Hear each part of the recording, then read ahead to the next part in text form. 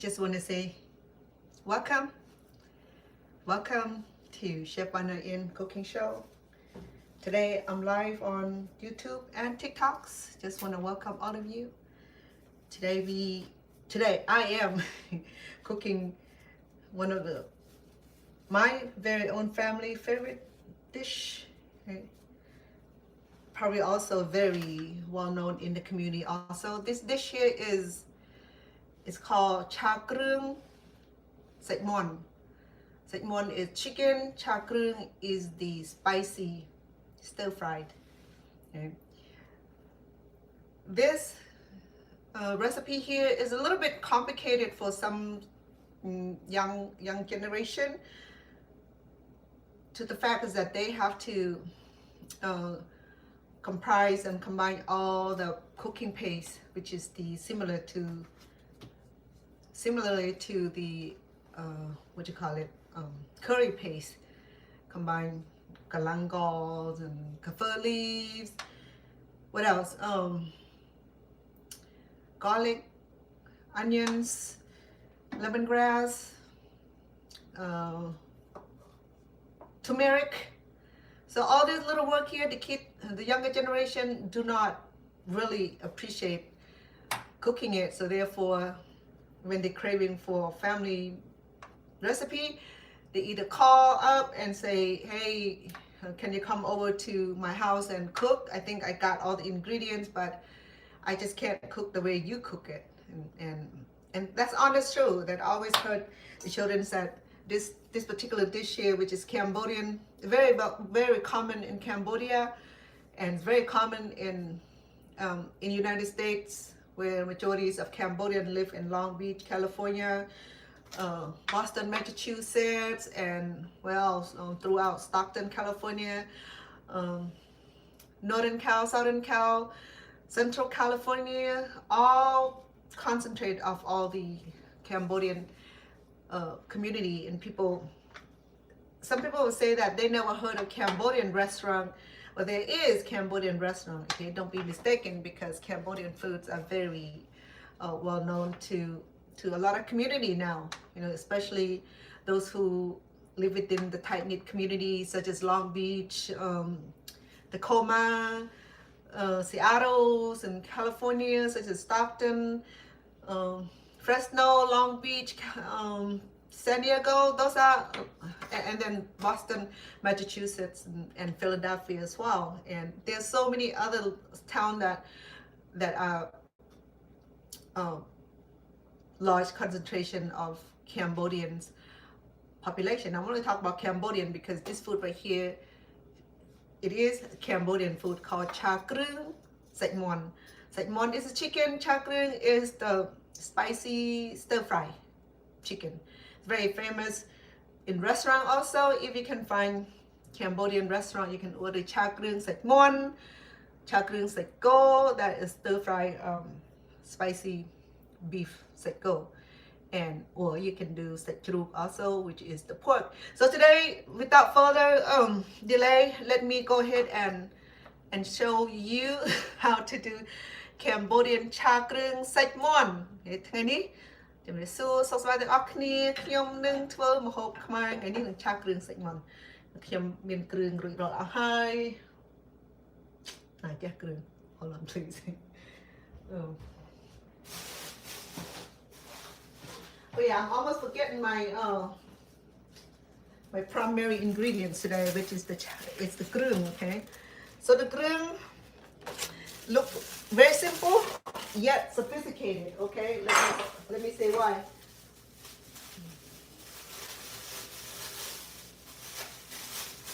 Let me show you the face of the kroeung. Okay.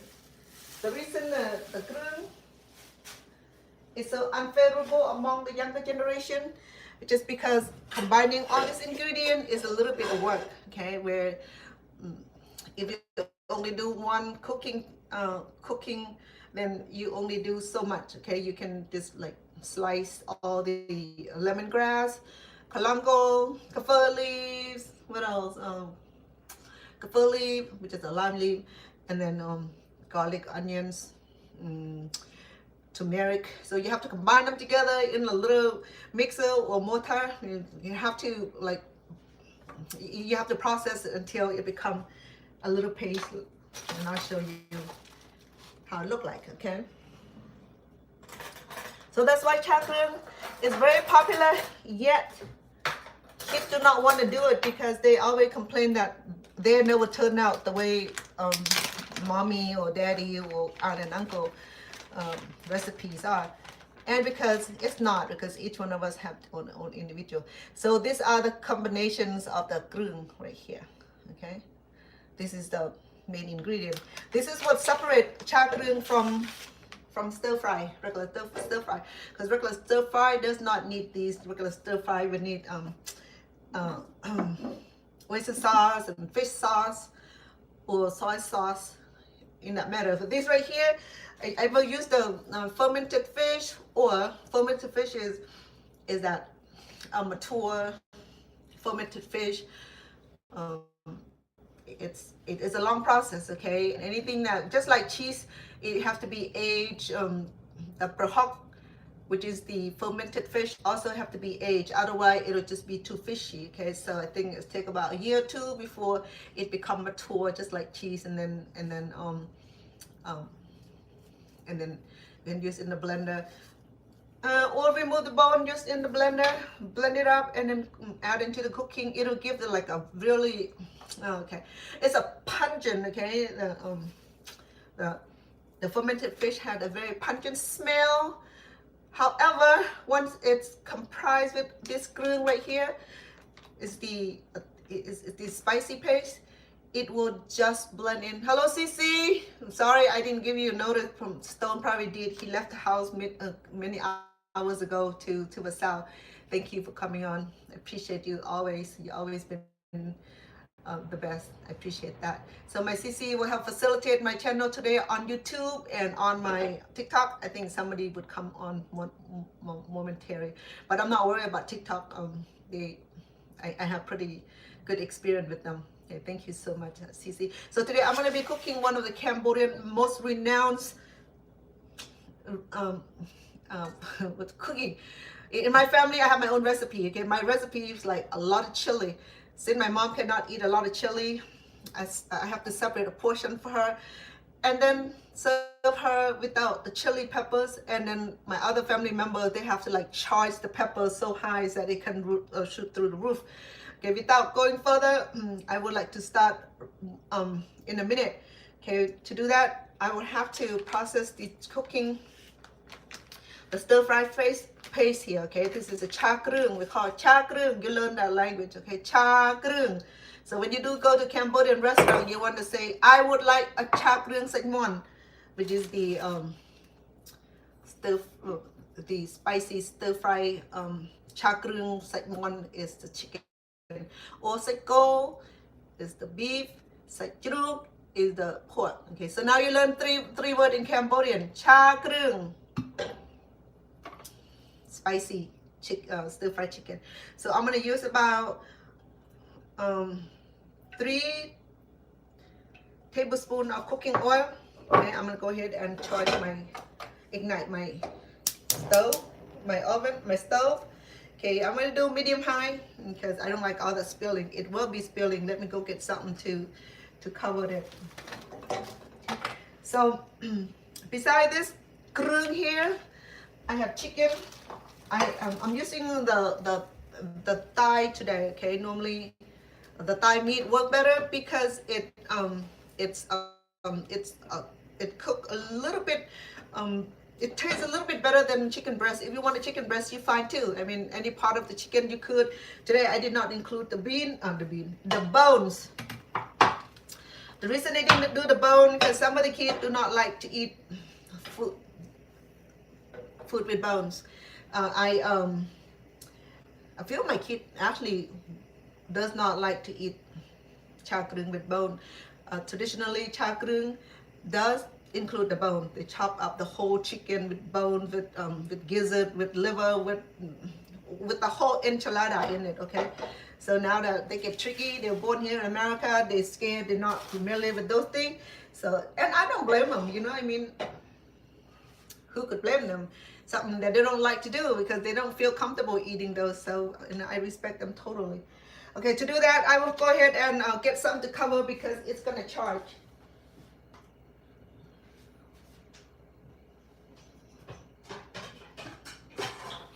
Okay, so I'm very familiar with this cooking condition here. So I'm gonna go ahead and add about 1 cup of, maybe 2 cups, because I have yeah, because I have 10 thighs of chicken. I'm saying about 5 pound-ish. Okay? And that just because too many of them request of the same thing. So my baby girl, she wanted to gain weight because she's been underweight. She's like 00. You know, that's like very, very petite, very small, and she had a hard time buying clothes at her size. So this is 1 cup. Let me see if it's gonna work. Okay, I'm gonna go ahead and pour in here. I'm gonna do about 1.5 cups because we have a lot of chicken, and besides the chicken, I also have vegetables to combine. Yeah, there you go. Put this aside. It's dancing, which is normal.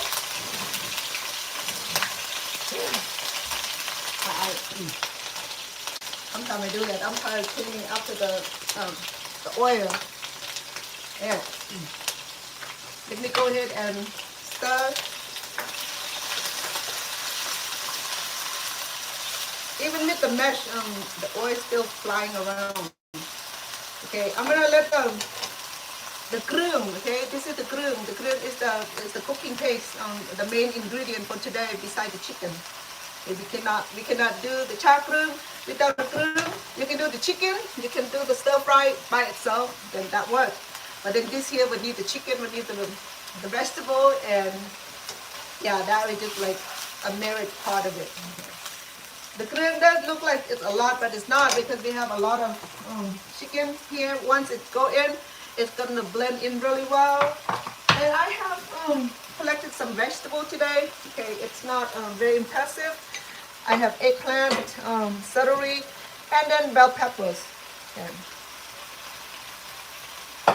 And I have this pea, eggplant, which is the baby eggplant that does look like the size of, a little bit bigger than the size of pea. Okay? So this grow in California, believe it or not. Okay, so to speed up the time, I'm gonna go ahead and add our chicken. Okay, well I can add other ingredients. I have about 3 tablespoons of fish sauce. We will need fish sauce. Okay, this ingredients here we need fish sauce. I also have the hop, which is the fermented fish. I'm gonna do 1 tablespoon because it's gonna really make the house smell really like it's gonna charge.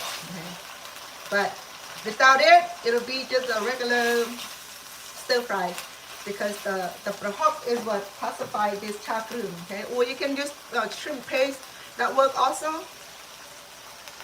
And shrimp paste had the very same, very like strong pungent. But once it blend in all these ingredients here, it neutralizes. Okay, everything neutralized. Let me go ahead and increase the heat too. Increase the heat too high. And this right here, the kids are already like ready for bed, and they're gonna be eating tomorrow. And look at that, I have a lot of chicken, and it does look a lot, but once I distribute among them, it won't be a lot, because when I started spooning into a container, it will be like 1 or 2 servings each. And of course, I have to save some for my son here, and my sweetheart, he doesn't like Cambodian food in this fashion. He would like stir fry, but because he doesn't like the spicy versions of this kind of food, he won't even try. Okay, he just like, oh, I pass. I'm okay. Okay, I have one tablespoon of sugars. That just because it does require a little bit of flavor. And then I have about 2 tablespoons of chicken bouillon or chicken soup base. You can do that. Okay, vegetable soup base will do. And we're gonna stir this evenly. Because we're gonna want the chicken to cook evenly. You see that? A cup and a half of Kroeung. It distributes evenly. In fact, it looks under Kroeung, meaning that I can add another quarter of cup, but I'll just leave it alone for now because I still have a lot of other ingredients to make it tasty. So I'm gonna go ahead and do about 5 tablespoons of oyster sauce also. This will do my tablespoon. This is about 2 tablespoons here, okay? 2, 4, and a little bit more. 5.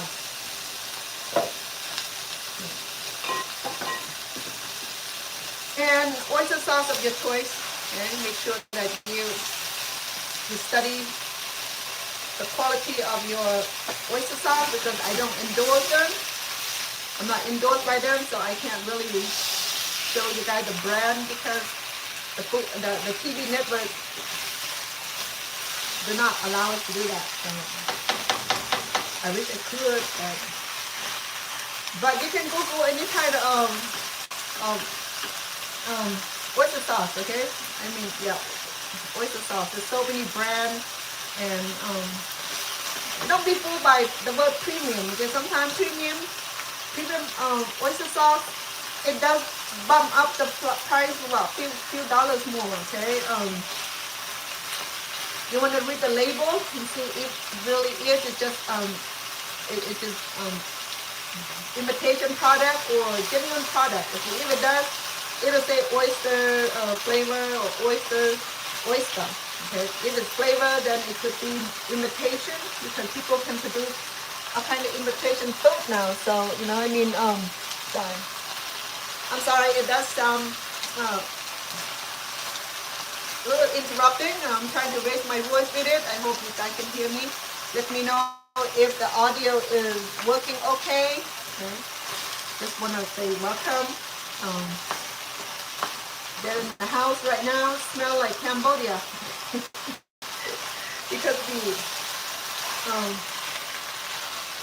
the magnitude of the prahok, which is the fermented fish, okay, it does ascend a very pungent smell, but it's necessary for this ingredient. Okay.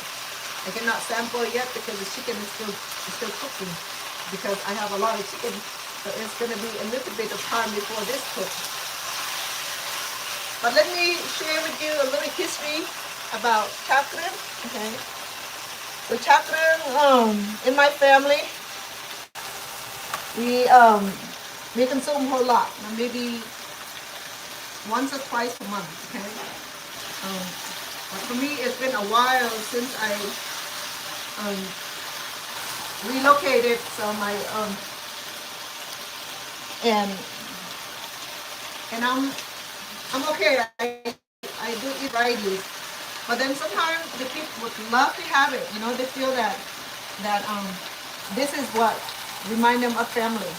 Because when growing up, I always be cooking this sort of food for them, and it becomes part of their tradition, part of their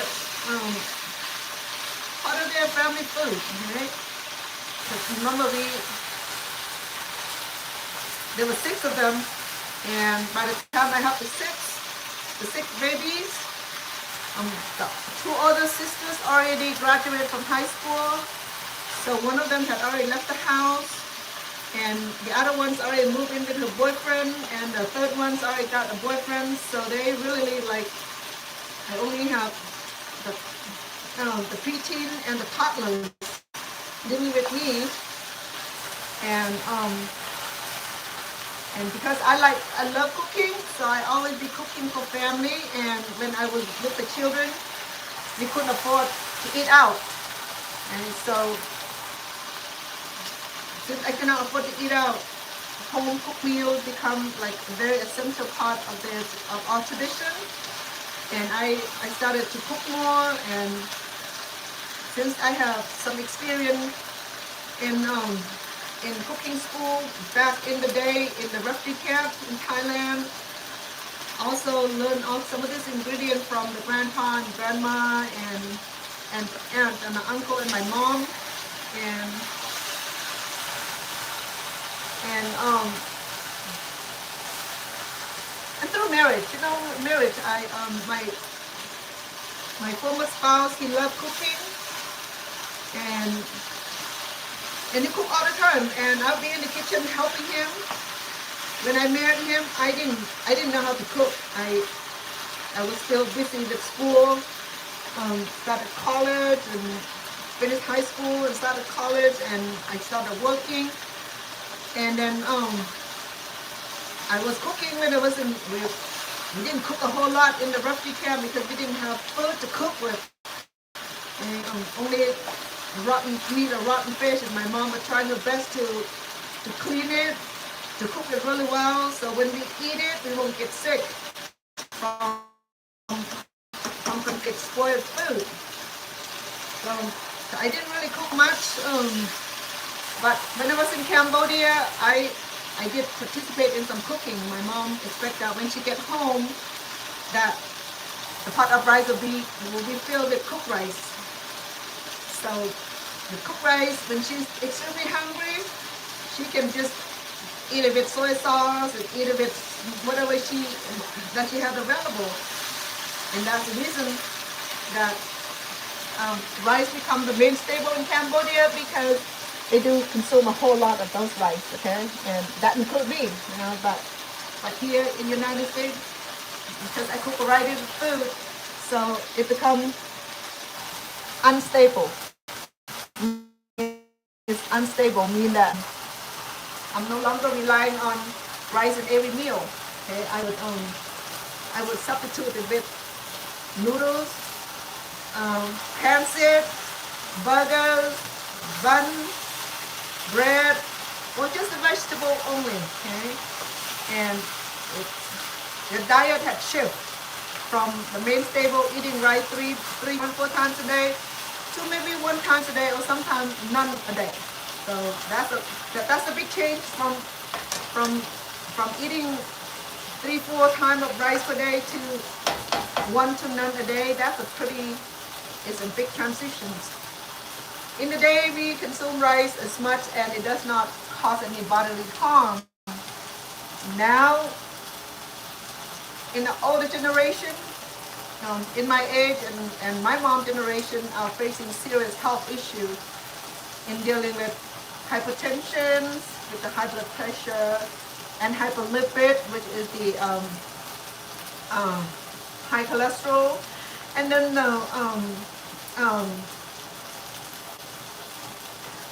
the spike of A1C, which is the diabetics. Okay, because as many of you know, that refined grain rice or refined grain, especially the refined grains, okay, let's say rice, sticky rice or white rice, along with grain rice, it contains a lot of sugar. Okay, it's starchy, so it's not good for humans to consume a whole lot, and has sedentary lifestyle. Sedentary lifestyle, many of you know that kind of lifestyle that we sit a lot at work, at the nurse station, or at the office, or at corporations, or that the person hardly has time to walk or to get off from the chair unless they take a break during the daytime. So for those who do work 9 to 5, 8 to 5, you're entitled to 3 breaks, okay? Lunch break at noontime, you have an hour, 30 minutes, depending on the policy of of your agency or your corporation. You have one break at 10 to 10:30, and then you have the 12, which is lunchtime, and then you have another one around 3 o'clock, and then you have 10 minutes of break. So make sure that you get up and stretch and do what you need to take care of your daily needs, okay? Such as meditation, prayer, or calling home, checking family, checking up on family, or what have you. You know, those are the time that we spend to do. And the sedentary lifestyle is where we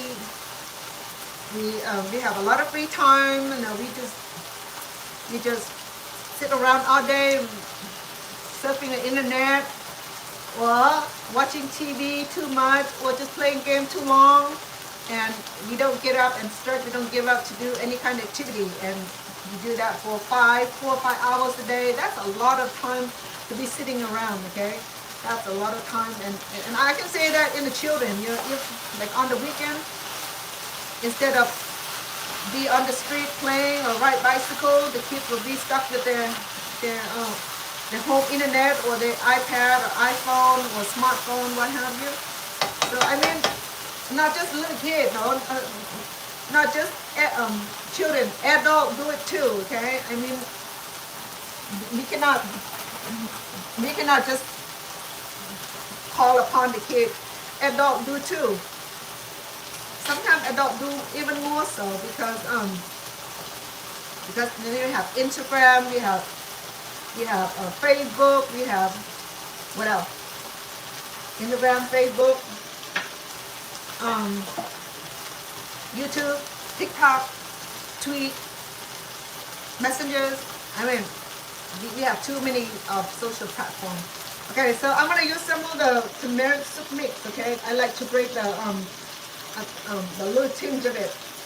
I'll do about 1 tablespoon. That is to give a flavorful zesty kind of flavor. The chicken is cooking really well. It looks really nice. It has a yellow curry-ish kind of look because of turmeric. Okay? The turmeric will allow this cooking to ascend, like similar to the curry paste, okay? Because it has the same function. And then turmeric, they said that it's good for your skin also. It's good for your I know that turmeric is still new to a lot of us in this side of the world, but in Asian nation, they use this in their cooking since the beginning of time. Especially in the Hindu, they use it in their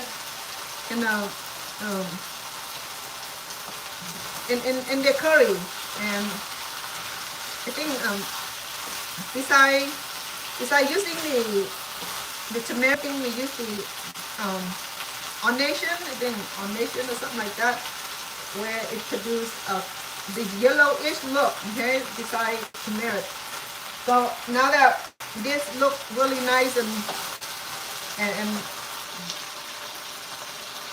beautiful, delicious, I'm gonna go ahead and sample it and see if I miss anything else.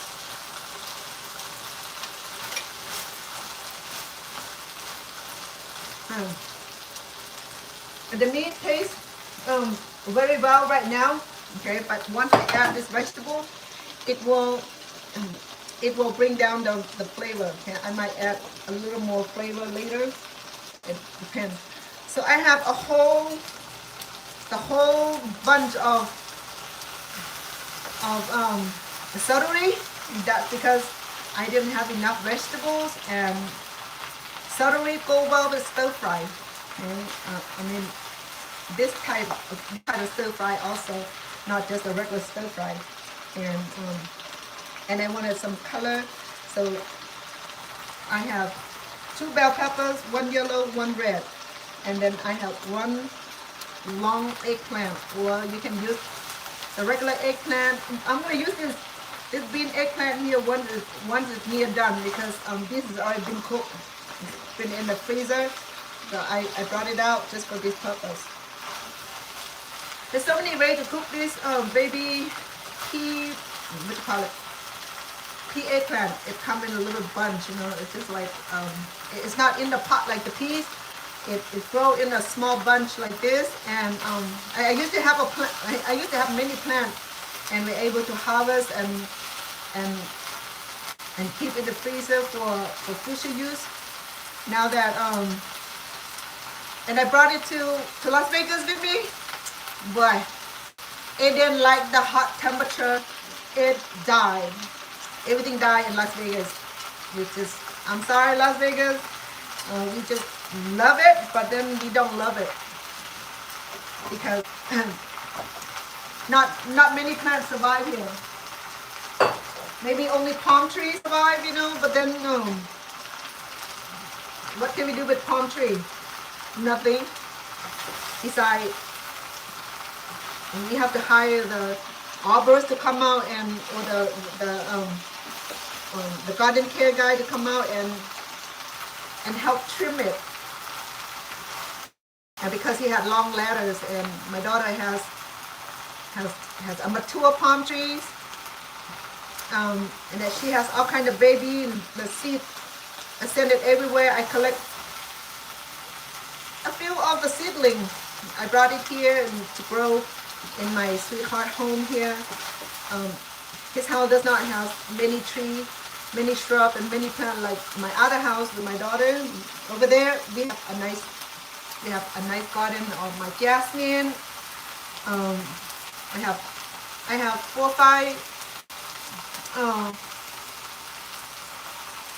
or 5 plants of my jasmine.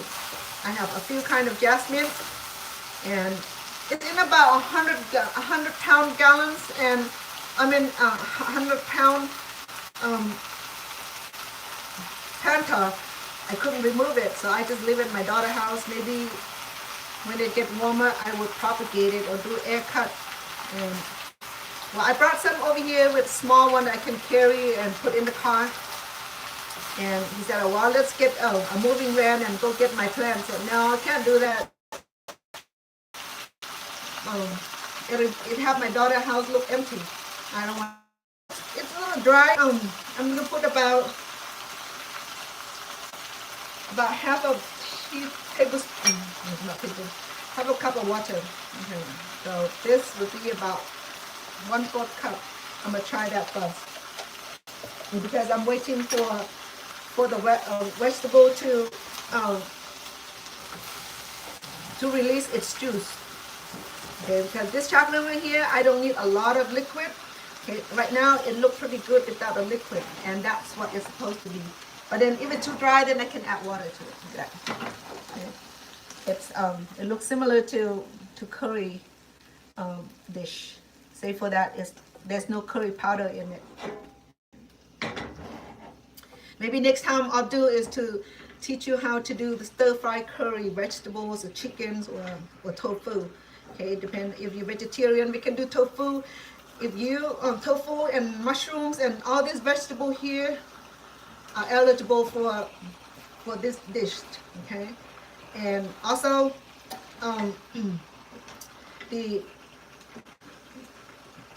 we can do beef, we can do chicken, we can do. Okay, well, we can do fish too, but then fish we have to cook it differently because we cannot stir fry the fish like this because the fish just gonna break. Only certain Asian fish that we can toss and turn without harming it. Okay, but American fish, don't even put it on heat, it fall off. Okay, let me sample this.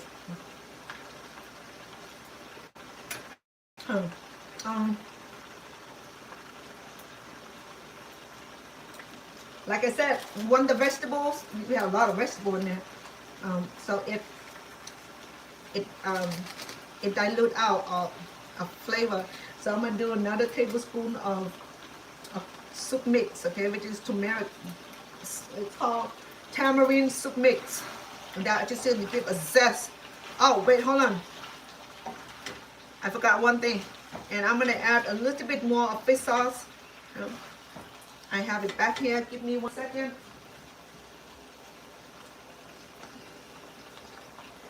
I do about another tablespoon of fish sauce because it does run low. Maybe 2, because we had a lot of vegetable in it. Okay, we don't want it too bland because we're gonna be serving with rice. Let me mix them right now. I have 2 more ingredients in here and then we will be done. The vegetables are doing good. I don't need to overcook the vegetables. In fact, once I'm gonna add some chili, okay, some jalapeno here, or you can add any kind of pepper that's gonna spike it up. I should have done this from the beginning to the pepper to release its flavor, but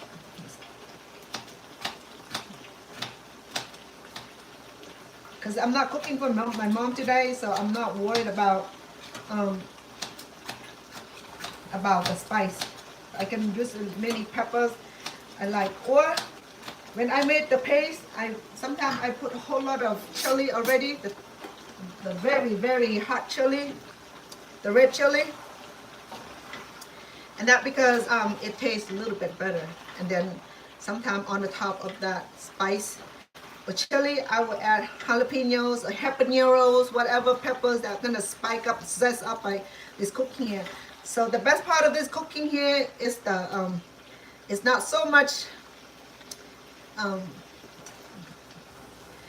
Okay, it's so much. Let's say it's so much of the flavor and the zestiness of the chili. Okay, it's supposed to be like very, very hot. The minute you swallow it, you like burn. Okay, so with this I have holy basil. Okay, I got fortunate last summer I went to California and I collect I bought a whole bunch of holy basil.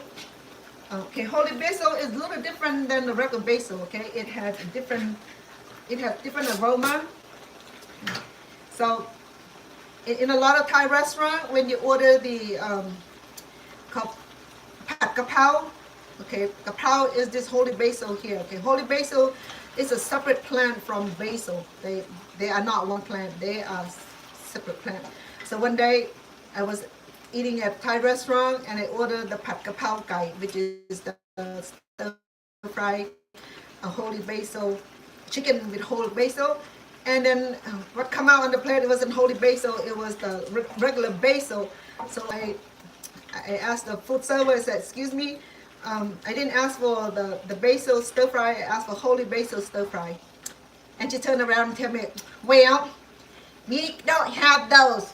Well, I said, if you don't have those, then you need to remove this from your menus, because if you have native come in here and order these, and you be telling them that you don't have those, and then you can fool those who don't know what holy basil or basil is, then you can fool them and serve them without complaint. But if you serve the native people who can understand the menus, then of course they're going to ask for the kapow, you know, not the regular basil, you know. So, she wasn't happy with me because I questioning her.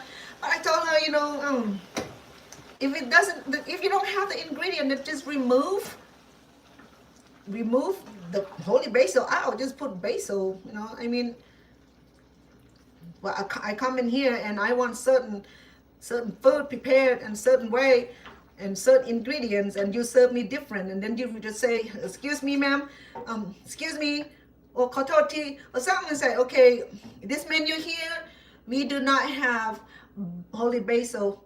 It's off season, it's out of season, we cannot attain it, we don't have it, we're gonna substitute with regular basil. I can understand that. Nobody will come and tell me that we don't have it, but then give me an attitude about it. Nah. So when I go to Thai restaurant, they don't like me because their food in like a really authentic, like really traditional fine dine. Okay, I saw that they do honor with their, well, not really, because there's one restaurant here that is fine dine.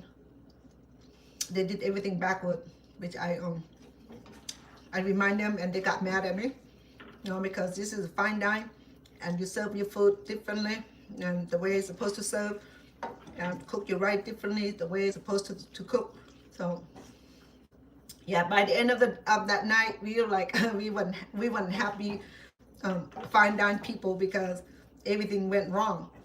And that's what happened when you know how to cook and that you're native, and then you went to eat at a non-native, or at a native restaurant cooked by a non-native. So so I asked, who's the chef? Said, oh, he's a Mexican guy. Oh, so what happened to the Thai chef? Oh, we don't have one. Well, I say that's why your food tastes like this. I mean, that Chinese food, they usually cook by chef from Taiwan or Hong Kong or the mainland.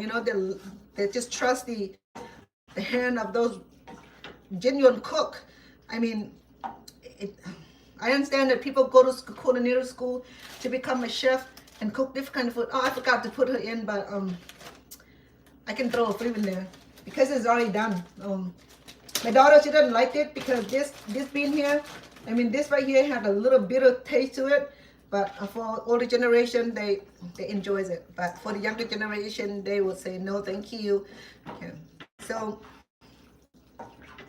the reason is this go quick today because I got the chicken all chopped up. It would take me about 30 minutes to chop up the chicken, and I already chop up the vegetable. That would be another 20-25 minutes to chop all the vegetables, because I have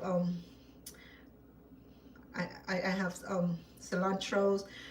I have actually maybe about 10 minutes ish, because I have only bell peppers and cilantro to chop, and then the cooking paste already done. It's in the freezer.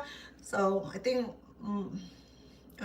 instruction how to make the cooking paste here today is on video number 36 or 37. I can't remember. So I have about 15. Sorry, I had something earlier. I have about 1600 videos. So yeah, you can have to like search and scroll. It's called cha kroeung. Make cha kroeung. So, or I can include this in this recipe here, so you can, if you want to try this recipe here. If you don't want the pungent smell of the prahok, which is the fermented fish, you can do without, only use fish sauce. Okay, if you don't use fish sauce or prahok, you will not achieve the Cambodian authentic flavor. Okay, it needs these two ingredients to do that. Okay, and let me show you how we serve today. I have some rice that I cooked earlier. Let's see if it's still good.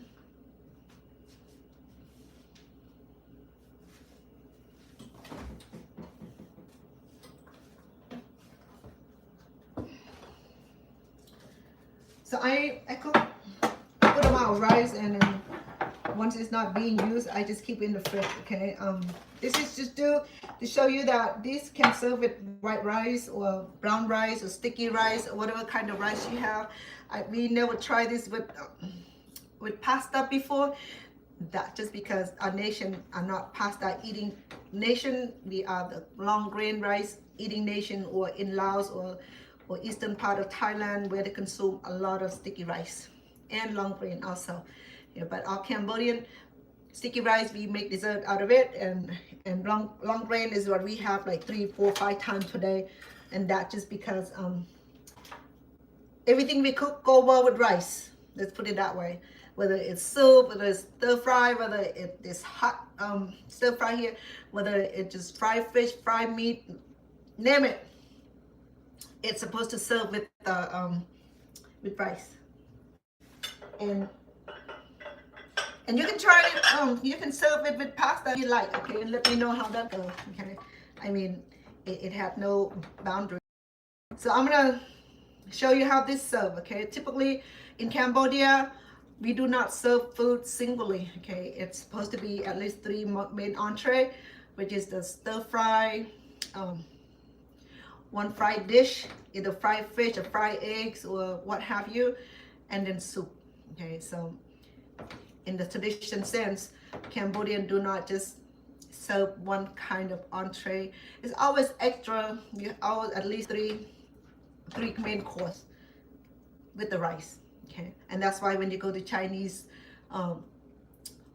restaurant, you either order the family size, you eat together, or you do the regular size, which is individual serving, which is common now. Okay, when people don't want to share their food, they just order their own plate and they enjoy. And for those who come in the family, they order the family size and they get to share like in a big plate or in a big bowl for soup. Okay, so this is how it's served, and the rice can go in separate plate. Okay, so in the traditional sense, in the family environment, we scoop the bowl of main entree first, and then rice served in a separate plate.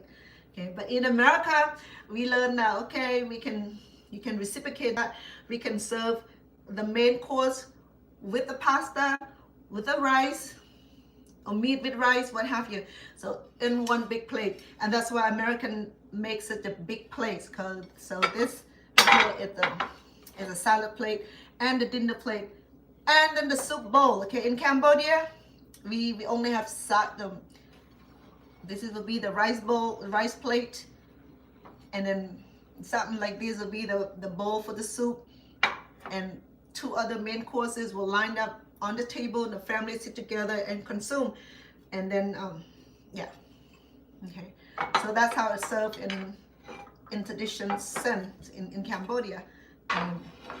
Typically the family will sit on the floor because we do follow a lot of Hindu tradition where the Hindu people will sit on the floor neatly in Budapest pose and sit down to eat our meal. We don't care if we don't have chair. We don't care if we don't have dining table. A lot of time when you go to Cambodian family home, they don't have dining room anyway. I mean, dining table anyway. The dining chair, they just congregate on the floor with the little mattress, and then the family sit in a circle, a square, what have you, and the food will be served in the family in the circle. Okay, and then you see when my family together, you got six hands coming different direction, including mine, so 6, 7, 8 of us. So then like the fingers going toward one bowl or one dish, and then we have the spoon to dish it. Okay, so and that's why when you go to the Cambodian home, you see spoon here. That just to be politely to dish up your own soup. Okay, and typically soup they serve the same bowl, a big bowl, and then they give you a small bowl, and then this spoon here. My rice is a little cold. In fact, I ate already, but I'll show you how. Okay, so politely, okay, they'll take the amount that they need for the bowl, for the plate, put on their plate like that, and then you just have your dinner. Simple. Okay, so the next family member will do the same thing, just like we do in American tradition. We serve the same way, but sometimes when husband and wife they get so comfortable with each other, they don't care the germ, so they just they share, they just use the serving spoon to spoon the food from the dish into the mouth, which is fine. Husband and wife, we share germs anyway, so don't matter. But in the big sense of family, the etiquette must be taught. And if you go to a restaurant, the spoon was served like this. Okay, so that's what it's for. People say, why is an extra spoon there? It's just absurd. If you don't know the culture, if you go somewhere that you don't know what the culture is all about, make sure that you look around first. You go to the restaurant, you look around how people eat, how they give the etiquette. It's always observed to be polite. There you go, my Cambodian. Well, I need a couple more of entree, but tonight we're focusing on doing the chao kroeung chicken. So there we go. I'm so full today. Lucy got me like a big bowl of bun gun. Bun gun is that round fat noodles, and that she made out from infused with the vegetarian soup. Pho. So it was pretty good. So I'm so full, but I'm gonna go ahead and sample for you guys. Okay. It'd be nice if my rice is a little warm.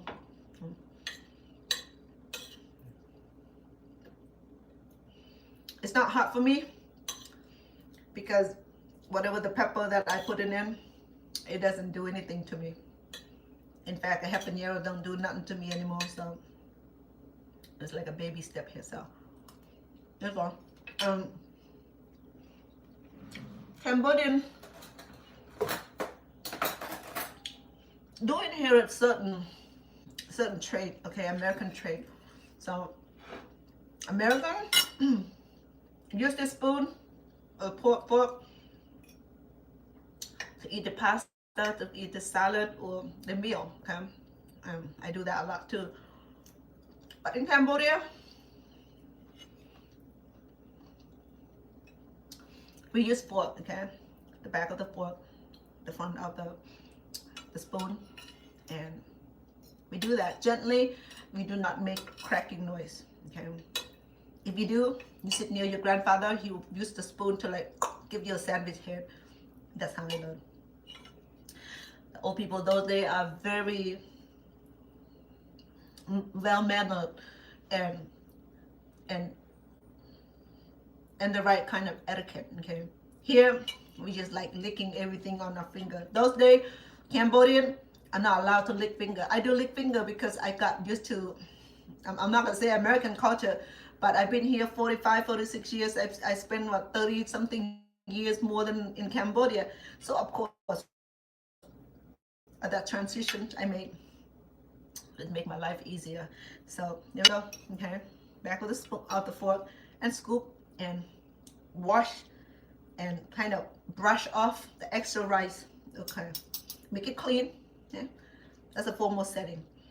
And in the informal setting, we use hand, we use finger. You know, I mean, we do that too. My mom still does that. So when I sit with her, so I have to watch mom eat her food with finger, which is, it's hard to break, which is part of the culture, you know. I mean, in Hindu culture, they eat with the hand. They don't use spoon. They cook with the hand, and you wonder why. It's a culture. It's respect. You cannot change a person for the culture. They can acculturate and they can do bi-cultural practices, but in the deep sense, I'm still Cambodian. If I want to eat this with finger, I'll eat this with finger. But if it's have a lot of pepper in it, I will not put my finger in there because it will burn my finger. That's honest truth. So and that's why a dish just such as this, we need two, because you don't want pepper to be on your skin, because it will burn you for many hours. Doesn't matter what you scrub, you rub it with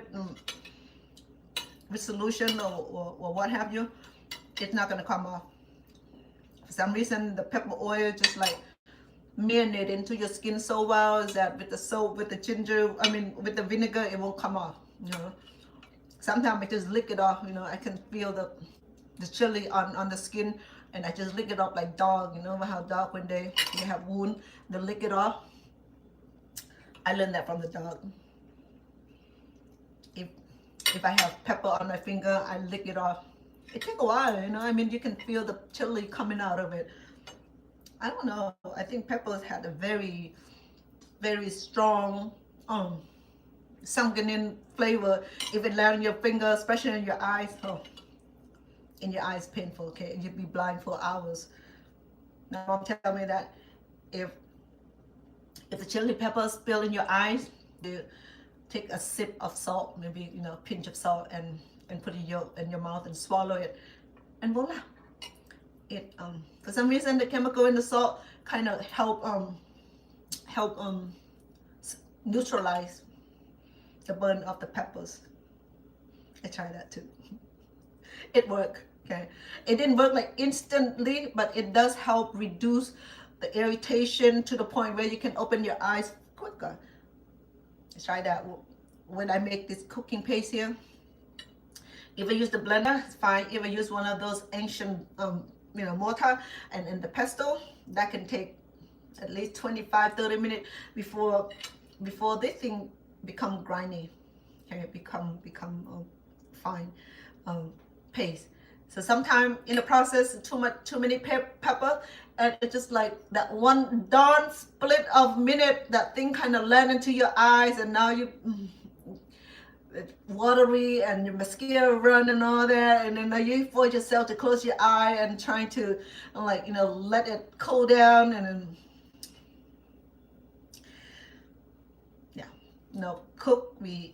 Asian cook take a lot of pain. Yeah. And that's because we suffer for the hot food that we consume. Without it, our food will no flavor. And that's why my children will always request for more of my cooking, because I can throw so many chili pepper in there, and then when they eat, they sweat. My son, my oldest son, when he eat, he sweat from head to like down here. For me, when I'm hot, I sweat under my eye down here. And some of the people who sweat from the head down, there's so many ways to sweat this. Sometimes people sweat from down here and in there. For me, I sweat under my eyes right here.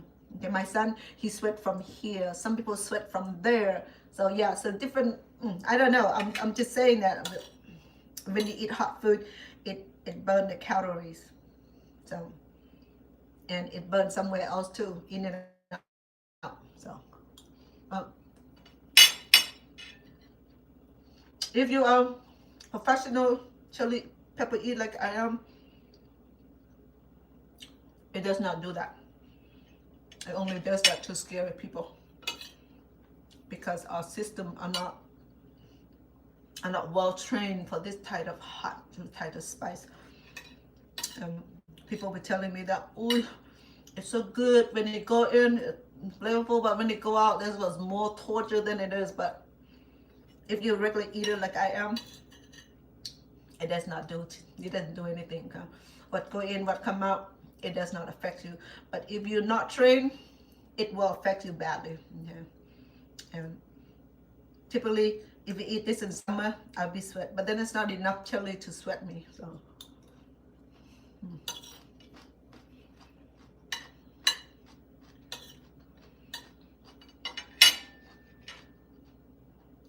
It's very zesty.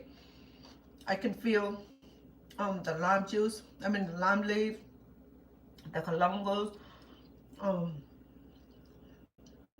the turmeric, and the lemongrass in every way, because we had like a cup and a half in there with about 5 pounds of chicken and about 3 pounds of vegetable in combined. Finally, the vegetable release some juice here, so I have some juice on the bottom here. So that's natural colorants, okay? In fact, I didn't even have to add water, but then I did. Sometimes the juice helps. You just pour over your rice. In fact, I have another bite because I'm so full. I ate just before I came on. I was gonna come on earlier, and then my friend came home. Came home early, and she started cooking, and then she offered me the bowl of, actually, a bowl of that big noodle, the vegetarian noodle. But then today I cooked the banana. In cream bananas for her, and I cooked a big pot like this, and half of the big pot, and she enjoys it, because Mama, I told you I have that Namba bananas that I was gonna make dessert for the show, but I didn't, because I wanted to cook this today, and the bananas were ripened, so I cooked the banana before I came on the show today. I cooked that for my friend to take to her work. Yes, I can. I have not tried ghost pepper. They said that ghost pepper is a little bit hotter than habaneros, but I have habanero recent week. It didn't do much, habanero.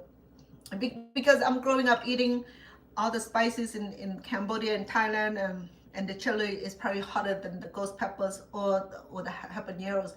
So we had this since we were born, so our systems are already built in. We got so used to it, so it does not affect us. But for you guys who born in this part of the world, the hottest thing that you can put in there, probably the Tabasco sauce, but that was still too hot, right? And you can do it green or yellow, but then Tabasco sauce is just like a lot of what do you call it? Um, it's too much of vinegar. When you have it, it's nothing but vinegar. I don't know even the flavor of any chilies in it. Okay, last bite, I promise, because I'm so full. Yeah. Just to let you know how we do this. Normally, when we eat in Cambodian family, we cannot talk. So I'm being not well mannered eating and talk because I need to talk. Okay, so. Mm, mm, mm.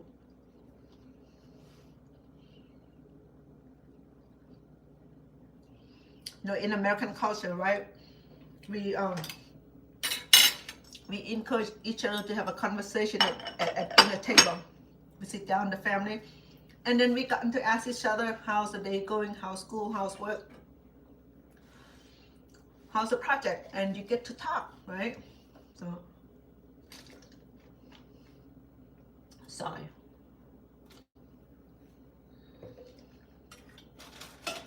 But in Cambodian culture, when we eat with the family, we reserve etiquette and manner. Okay? We do not talk while we eat because we eat in the community. If you talk, the food gonna fly out of your mouth, land into the bowl of food. Would be a sharing. So that's why talking is not prohibited, but it's not acceptable. So if you wanted somebody to pass sauce, mm, mm, mm, no, you point it with your lip and they know exactly what you mean. So in American tradition, it's like, can you please pass the sauce or the pepper or the gravy or the turkey or the green bean, what have you, a casserole will go around, right? In Cambodian, because everything's already spooned up in a plate serving, all you need to do is just spoon it up and put it in your mouth, and I mean your plate, and then you put it in your mouth, so you don't have the conversation. Okay, so and then talking over the plate of food is not acceptable, especially when you eat with grandparents. It's so strict. You can't enjoy the food without like worried about if they're gonna smack you with the spoon because we forgotten manner, because they do, they do that a lot. They do the sandwich head, I mean, nothing bad about my grandparents. It's just that everybody in the village does it. That's why they said to take a whole village to raise a child. So if you're born in Cambodia or in Thailand, Laos, believe it, you will be like the enemy of the state because everybody take turn to like straighten your tail. You cannot have crooked tail. If you're gonna be a dog, your tail better be straightened up. You cannot have a crooked tail. So they was just they help you sharpen up. And remember when I think I told a story. My mom used to like punish me if I did something crazy, like break one of those terracotta pot or pans or the what do you call those? The terracotta cooking, call it ceramic. Okay, so it's breakable. You know what I mean? It's before this come to life. My country started with the terracottas, with the what did you say? Okay, so it's breakable, and yeah, if I don't handle it with care, if I dropped it, it will break, and if one of those things broke, that's it. Mom will be looking for a prick, the one of it, she can whip you a few times and still not, still in her. So I'll be running and thinking that if I run that way to my great aunt, my great uncle, my grandma, great grandma, that they will save me. No. They said, oh, she's over here. You want me to hold it for you? Or you want me to finish her over here for you? So, yeah, grandma, go ahead. She's being bad today. There's no consoling. There's no any kind of apology. No compassion about it, So that's why growing up the environment, but I'm still normal. I hope so. I mean, so, and that is the price of growing up in Cambodia. Nothing bad, okay, but I learned such a valuable lessons. It taught me to be that fine person, I mean, gone through the genocide, gone through the refugee camp, gone through so many things in this country.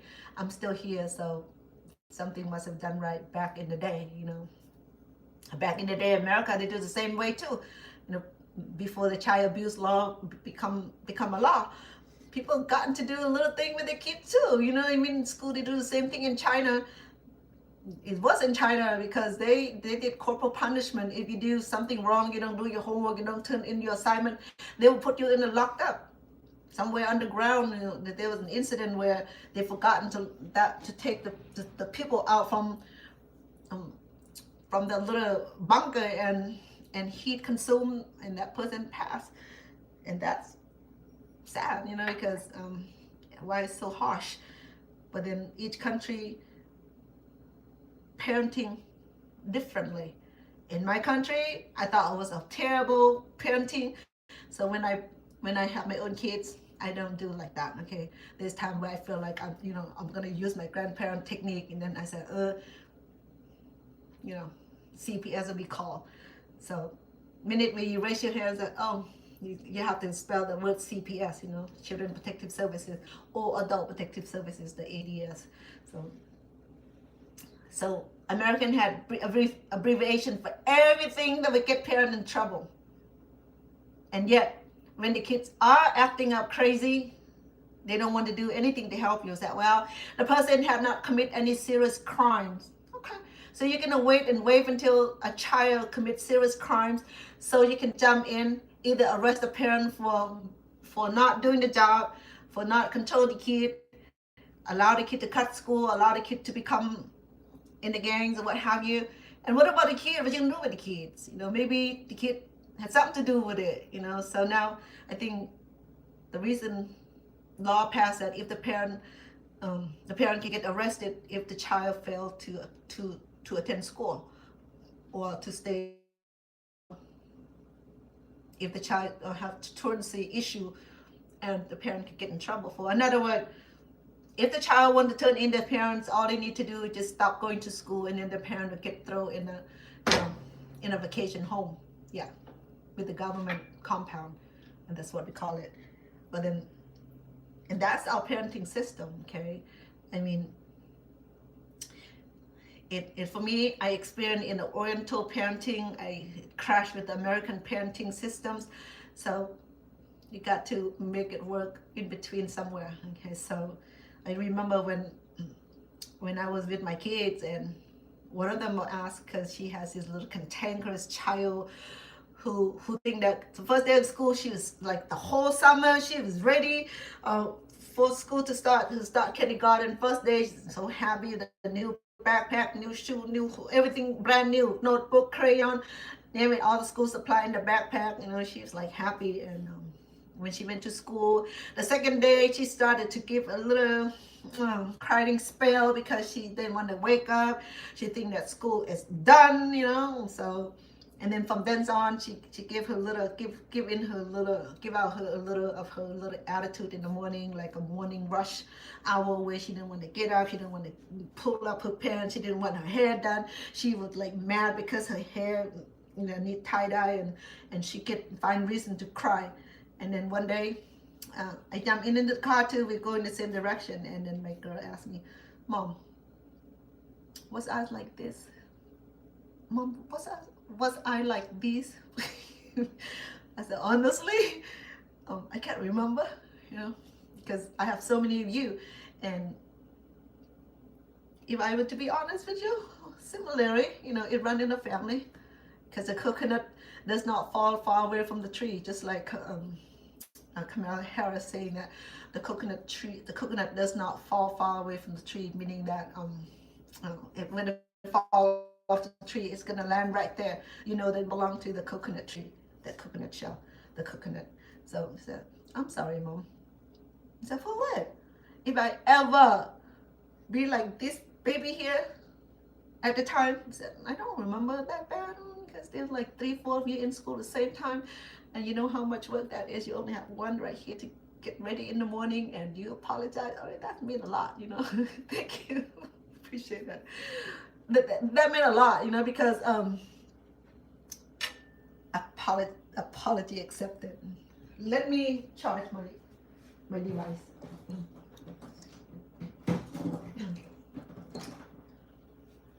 And I have those questions repeated a lot. How do I do it with 6 kids? So first of all, I didn't pop all of you at one time. Okay, it wasn't triplet, it wasn't quadruple. I got you like a year, 2 year apart. So I have to deal accordingly. Okay, so when you reach your terrible 1, terrible 2, I have another one, and then I have to share the responsibility and the love in between. So sorry. Oh, I'll probably have to lock off soon. Oh, there you go. So each generation, the parenting style change. Okay, it's either better or worse. I don't know, because I'm glad that my responsibility that only took me 34 years from the first one down to the last one, and there was this many, and I didn't lose any of them to the jurisdiction systems. It's pretty good. I got all of them graduate from high school, though they didn't remain with me in the house to give me headache. They went off and become a public servant or own the business, which is fine. Right now I'm just enjoying myself because I finally, not quite, I still have to raise my mom, which is fine. What she did to me, I would do back to her until the time comes. So either me go first or she go first.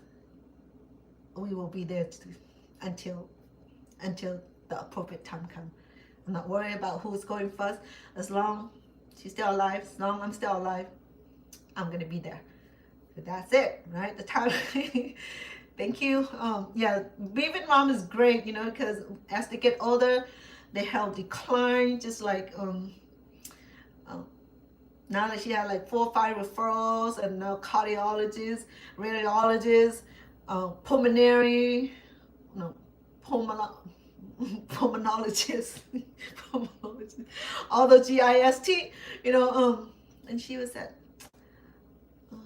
that's why, daughter, I don't like to go to the doctor, because each time when the tests come,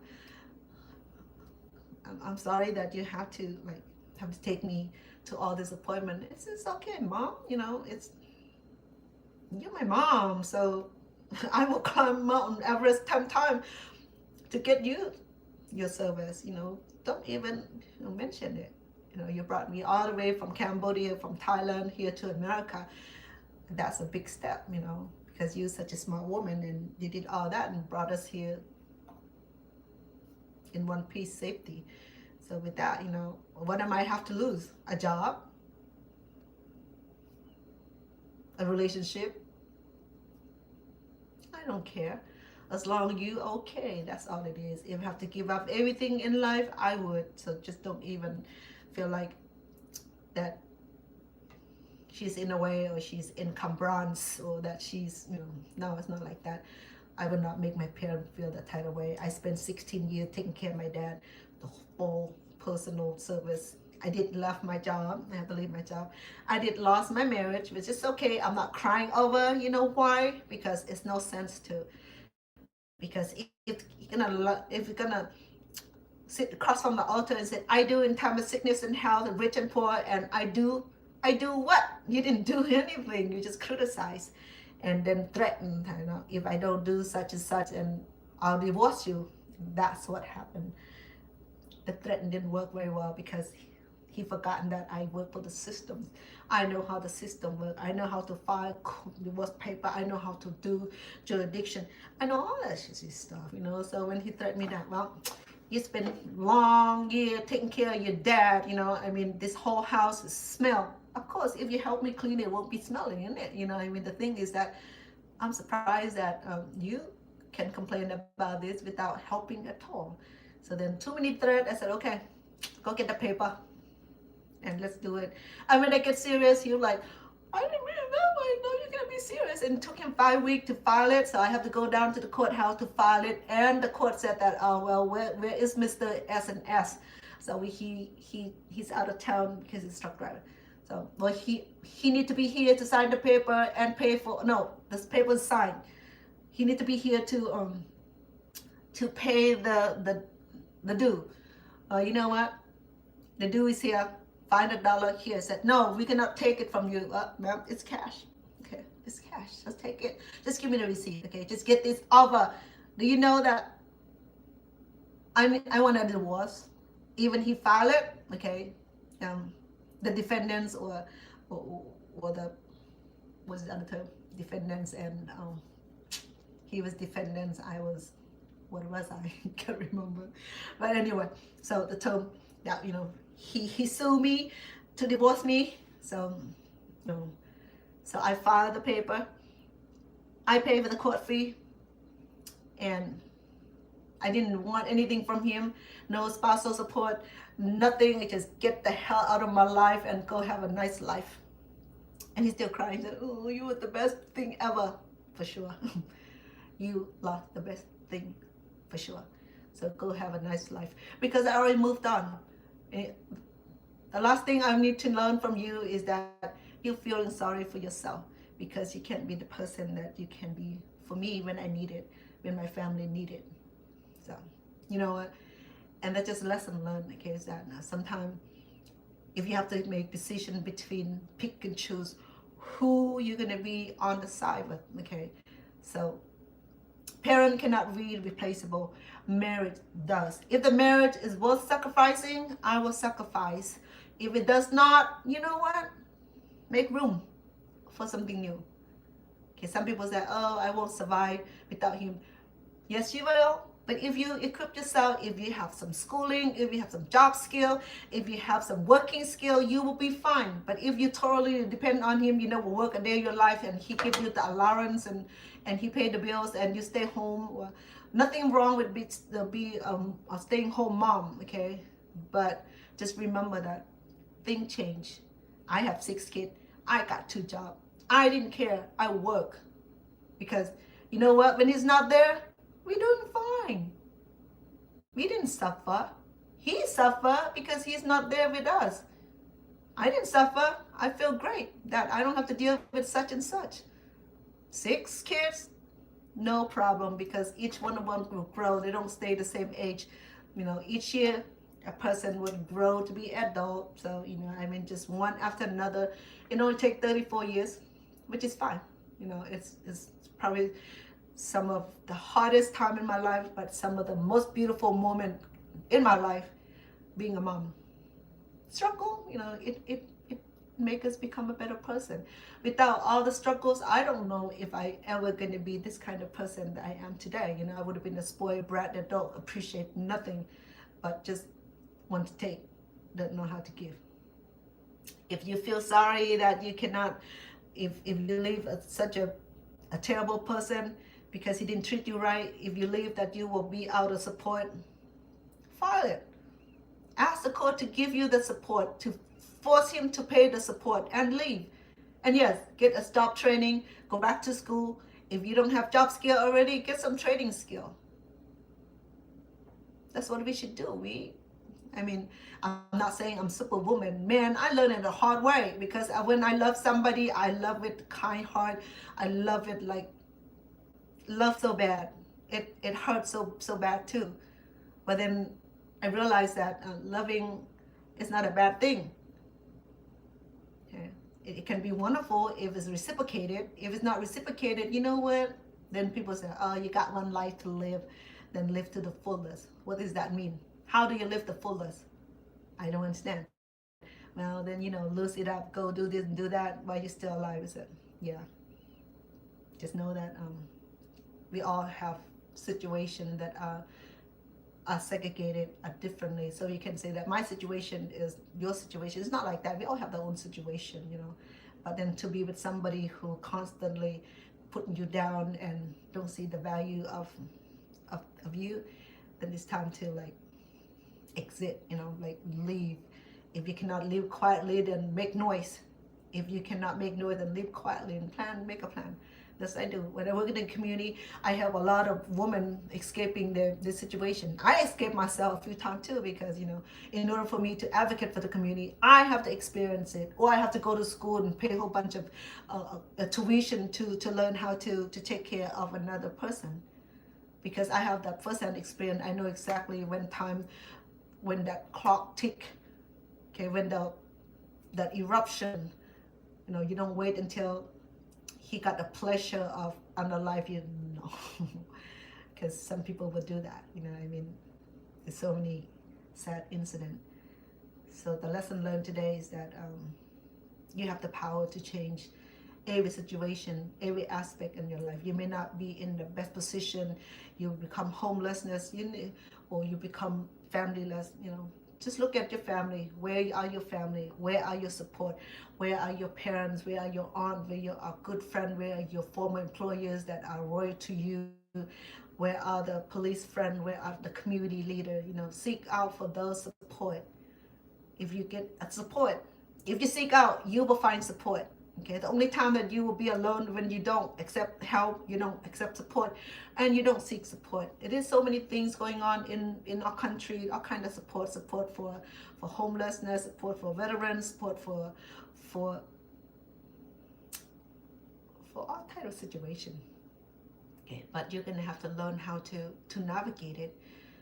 Find out in your county what service system is available to assist with any of your needs. Okay, so don't make drastic change without the support. Or if you're in such a dangerous situation, leave immediately. Okay, get to the nearest support, go to the nearest law enforcement, go to the nearest agency that does the support. Okay, and then you seek help from them. Once you reach to where you need to be, you're safe, the children are safe, anybody who under your care are safe, then they will help facilitate connection with the resource. Okay? But first of all, you have to remove yourself from such and such situation, because I've seen so many, and I see in so many relationships where women come back and trying to make it work, and it didn't work. It's going to the little cycle, because first it's honeymoon phase, and then it go into that ugly, and it's no end unless you break it. You have to walk out, because the abuser will not leave you. It's only going to cost you more miserable, going to cost you more,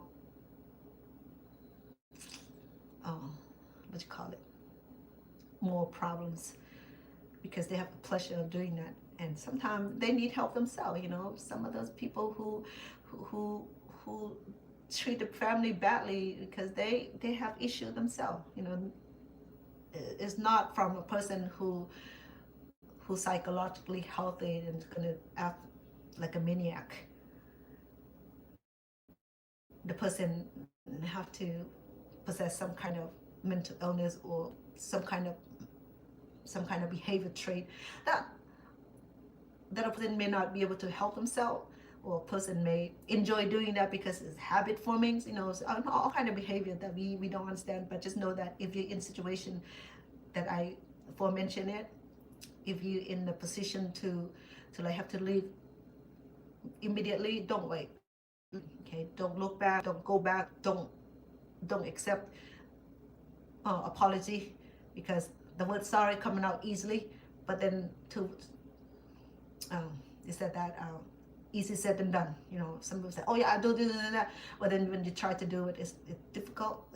Exactly, that's what I'm saying. But thank you. I think we share that. The reason I'm on here mentioned about it, because women such as ourselves, we need to hear that, because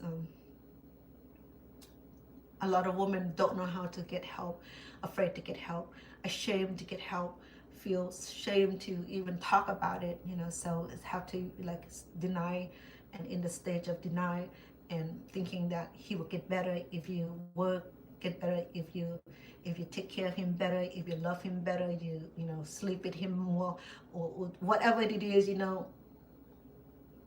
it's only a change for a little bit, and it's going to go back, unless the person really want to change, and then he will make, or he will make it better. But other than that, if it does not get better, that it keep going in the cycle, get out. Okay, don't look back. You have so much to live and dream and hope for, and of course, there's a support system out there, financially, physically, mentally, and get help, seek help. and that's all it is. Okay, so the food today is delicious. If you would like to cook the cha kroeung chicken today, I will leave my wholeheartedly recipe on my YouTube channel. Jump over if you on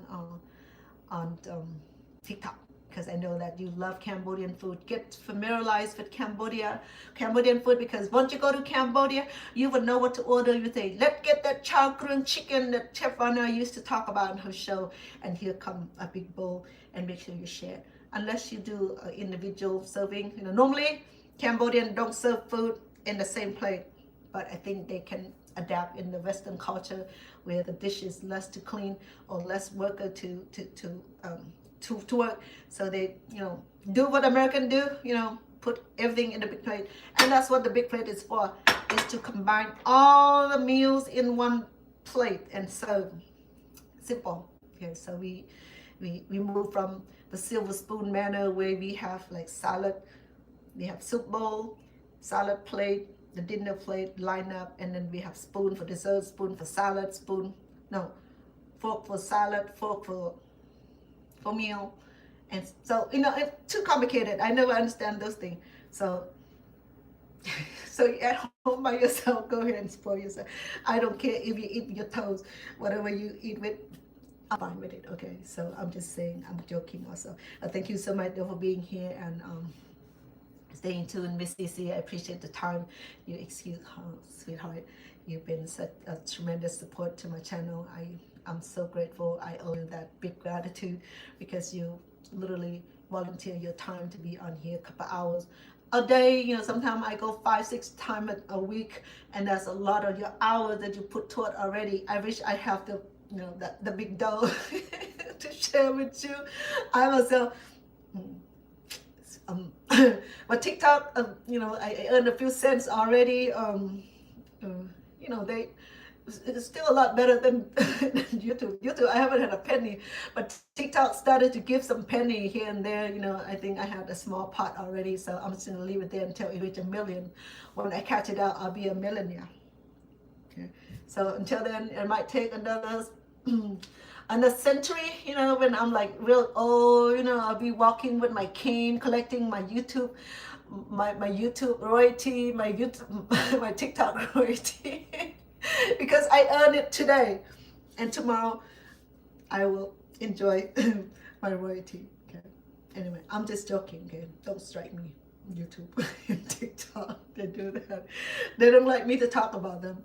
But anyway, I like to talk about myself, my experience, and share that with you. If you need help, 911-441-221. Or you can even send me your personal comments on there. Said, I need help. Please help me. I'm a community advocate. I serve without face. Okay? It's like that lady at the courthouse. She had a blindfold and she had the scale. At the courthouse. So she does not make judgment. In other words, she does not make judgment, but she will make judgment, weigh judgment toward the wrongdoer. Until proven innocent, until proven guilty. So same thing. We are not guilty of anything if we in such a relationship or a circumstance that's unhealthy to our health, physically, mentally, psychologically are together. So exit. Okay. If you can't get through the front door, call 911. If 911 can't get through they will. Once you call 911, they will come. They will come. Okay, they don't care whether you call 911 or wherever the state of your emergency call number is. You dial it. You don't have to talk. Okay, you dial and then you can turn off the phone. They will be here. You dial and leave the phone. They will be here also. If your life is in a threatened or emergency that you cannot talk on the phone, dial the emergency number 0. They get to the fire department. Will get to the law enforcement. 911 in California, that will get to law enforcement, will get to the paramedic, will get to all those, first responder. Okay. In Nevada, probably the same way. I haven't had the chance to call, but I have chance to call in California plenty of time. So find out what your emergency numbers are if you're in the predicament.